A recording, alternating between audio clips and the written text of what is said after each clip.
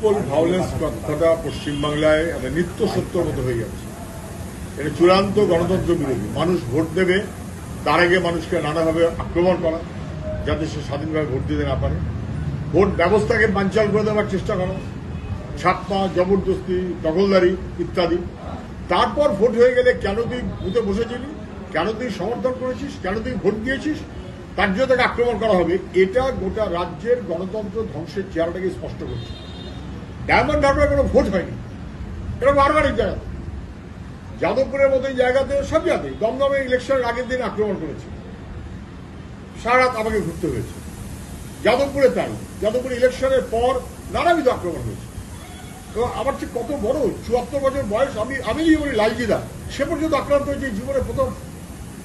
কি হচ্ছে এটা? মহিলা, সাধারণ মানুষ একেবারে আক্রান্ত হয়েছেন ৩২ জন, কম বেশি ৩২ জন এখনো পর্যন্ত পেয়েছে। পরে বোধ হয় নেতারা বুঝেছেন, কেউ কেউ পরে সম্ভবত একটু রাশ টেনেছেন, রাত্রের দিকে একটু চুপচাপ ছিল, আবার সকালে বেরিয়ে পড়েছে, কেউ যেন কোথাও কাউন্টিংয়ে না যায়। এত ভয় কিসের?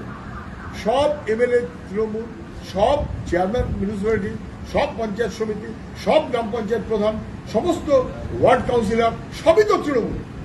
তারপরেও এত ভয় যে ভোট ঠেকাতে হবে, লুট করতে হবে এবং আক্রমণ করতে হবে, এ কখনো মেনে নেওয়া যায় না।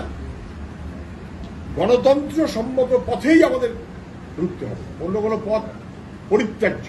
গণতন্ত্রকে ধ্বংস করা কোনো পথ পরিত্যাজ্য, গণতন্ত্রের পথে আমাদের রুখতে হবে। আইন কানুন, রাস্তায় মানুষ, লড়াই এবং রুখে দেওয়া। শুধু প্রশাসন যেভাবে চলছে এটা আর মেনে নেওয়া যাচ্ছে না। সিদ্ধান্ত বলে